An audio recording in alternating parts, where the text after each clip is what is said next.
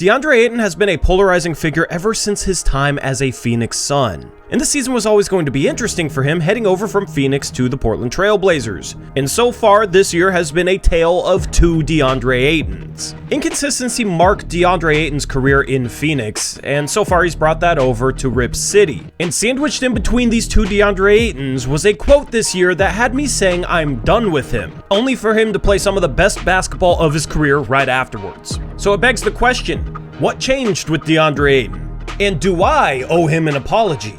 But before I answer that question, this video is brought to you by Sleeper. Think you know basketball? Then try and turn your basketball knowledge into real money with the Sleeper app, the ultimate fantasy sports app that can turn game day into payday. Just download the Sleeper app and pick more or less on your favorite players. With more stats than any other daily fantasy app, just choose 2 or more of your favorite players from pregame or live, pick more or less from their predicted stats, and you could win up to 100 times your money if your picks win.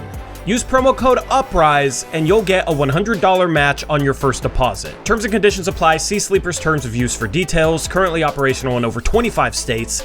Check out Sleeper today. Earlier in the season, DeAndre Ayton was a very frustrating player to watch. He was incredibly inefficient as a big man who doesn't shoot threes, and still doesn't. As a big man who didn't get to the free throw line, he legitimately shot 3 free throws in his first 9 games as a Blazer. And while his true shooting percentage was just slightly below average for a starting center through November, the month of December was brutal for DeAndre Ayton. He played in 7 games, had a true shooting percentage of 49%, which is awful for a big man, but this could have been due to dealing with various injuries, as he missed time between December 6th and December 11th, came back, played 6 games in December, looked very, very rough, and then missed a ton of time from December 26th to January 17th. And despite not playing on January 17th, that date was a date that DeAndre Ayton made news as he was supposed to play against the Brooklyn Nets, but couldn't make it to the game due to ice in his neighborhood, which led to national people who had paid no attention to the Blazers all season long, now speculating on Portland's weather and whether or not it was a reasonable excuse to miss the game due to the ice storm that we dealt with, which,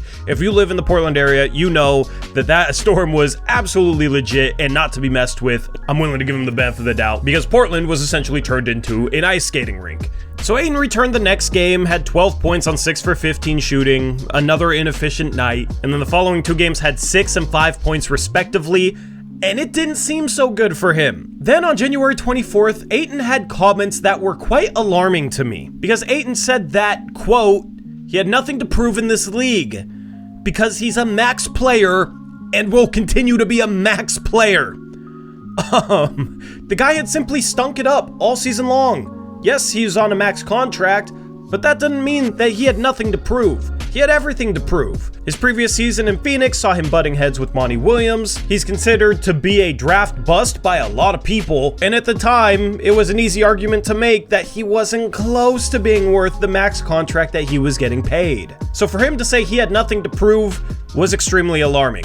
But then something seemed to change in DeAndre Ayton that very night, as the Blazers took on the Houston Rockets, and Ayton had 18 points, 17 boards, and 3 assists on 8 for 13 shooting. It was one of his best games of the year, and he helped Portland secure a win. And since then, he's looked completely different. Including that date, in the last 15 games, DeAndre Ayton has had at least 18 points in 12 of those games. And he's been especially phenomenal lately, as in his last 8 games, if you exclude a performance against Minnesota where he barely played due to fouling out, DeAndre Ayton is averaging 22.4 points per game, 14.4 rebounds, on 64% shooting from the field. These numbers are phenomenal. It's what the Blazers were expecting when they traded for him. And a big reason for this turnaround is Ayton has been a lot more aggressive, taking the ball to the rim, rolling harder to the rim, not just floating around the mid-range area all the time. And while he's still shooting a heavy diet of mid-range shots, he's a little bit more selective with them, taking them when defenders simply give them to him, while being a little bit more aggressive with opportunities to attack the rim.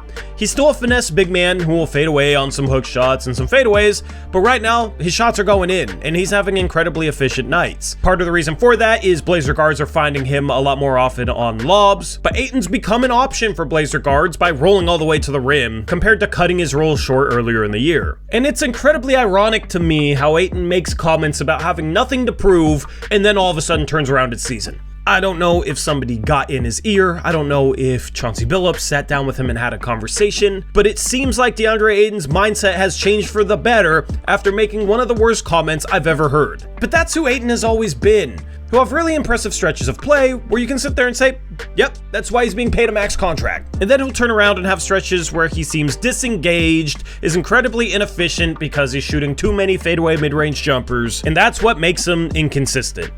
So we'll see if Ayton is able to keep up this good stretch of play. It is possible that having no expectations on this 18-46 Blazer team could be helping to take the pressure off him and help him play this well. It'll be interesting to see if this team has expectations to start next year, how well DeAndre Ayton plays under those expectations, because when I talk to Phoenix Suns fans about how DeAndre Ayton has been playing lately, they'll say, yep, we've seen that before. Enjoy it while it lasts. And that's what makes DeAndre Ayton such a fascinating case.